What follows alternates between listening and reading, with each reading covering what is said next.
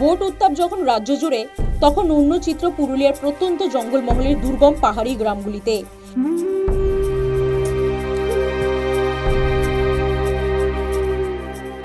এই গ্রামগুলির মূলত আদিম জনগোষ্ঠী লোধা এবং শবর গোষ্ঠীর প্রাধান্য বেশি। জেলা জুড়ে প্রায় ৮,০০০-এর বেশি মানুষজন রয়েছেন এই সম্প্রদায়ের। দুয়ারে বিধানসভা ভোট, রাজ্য জুড়ে চলছে প্রচারের উত্তাপের পারদ, কিন্তু ভোটের আজ লাগেনি আদিম জনগোষ্ঠী অধ্যুষিত পুরুলিয়ার গ্রামগুলিতে। আশ্চর্য রকম ভাবে নিশ্চুপ তারা। অনেকে জানেনই না কিসের ভোট, কেন ভোট।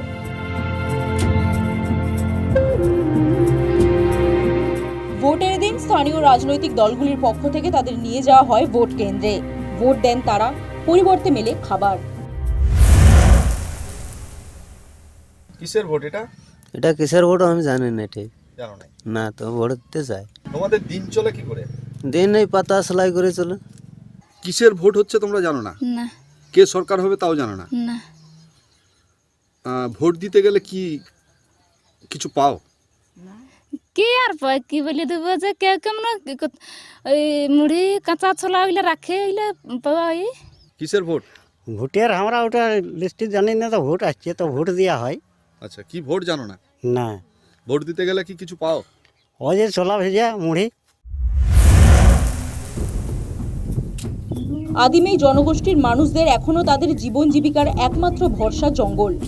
কাঠ পাতা সংগ্রহের পর বাজারে বিক্রি করে দিন গুজরান করেন। সরকারি পরিষেবা থেকে বঞ্চিত তারা। রেশনে বিনা পয়সার চাল মিললেও মেলেনি লক্ষ্মীর ভাণ্ডার, স্বাস্থ্যসাথী পরিষেবা।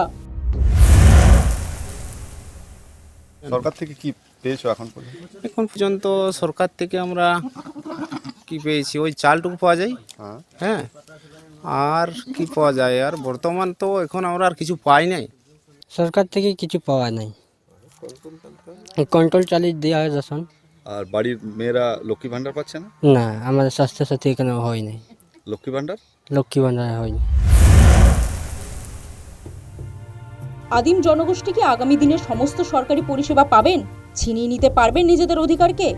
স্বাধীনতার পর এতগুলো বছর পার হয়ে যাওয়ার পরেও এরা সেই তিমিরেই থেকে গেছে কেন? এই প্রশ্নই উঠছে বারবার।